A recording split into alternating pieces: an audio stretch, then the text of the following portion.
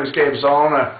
I'd like to ask the Speaker of the House, John Boehner, a few questions if I could.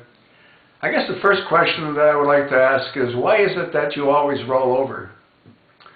Why is it that you never fight the fight? Why is it that you allow Obama to get his way with virtually everything? Why is it that you don't support the American people? Why is it that you haven't begun impeachment proceedings against Obama? You've got about 5,000 different reasons to be able to have done exactly that. Now, I understand the process. I understand that even if he were impeached by the House of Representatives, it would then go to the Senate, and the Senate is responsible for holding the trial, and they won't hold the trial. But you know what it'll send to the American people? It'll send to the American people a very strong signal, and that is that you, as the Speaker of the House, as representing the leadership of the Republican Party, are not happy with the status quo. You're not happy. Instead, what do? You pretty much agree with everything and anything that Obama wants to do. You're always willing to compromise. You're not willing to fight the fight. We need people that are willing to fight for the American people. You're getting $225,000 a year. You work, what, 4 months or 3 months out of the whole year? And you don't want to protect the American people? I have another question, Speaker of the House.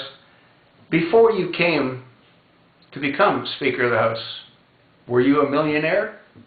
I don't think so. Are you a millionaire now?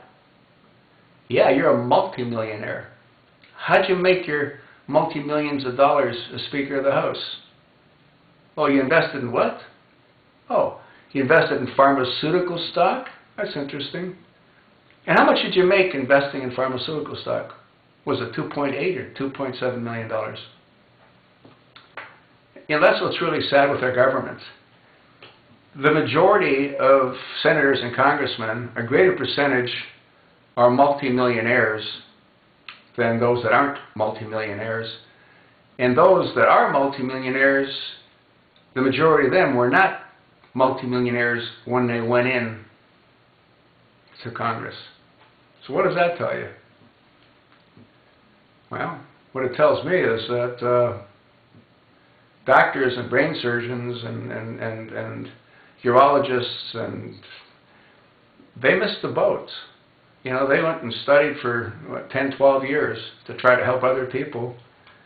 And all a senator has to do, or someone running for the Senate, is suck up to a lot of people, get them to vote for them, give them whatever you can when you're in power so they'll keep voting for you, and retire as Senator Kyl is going to be doing, or has already done. It's a real joke, isn't it?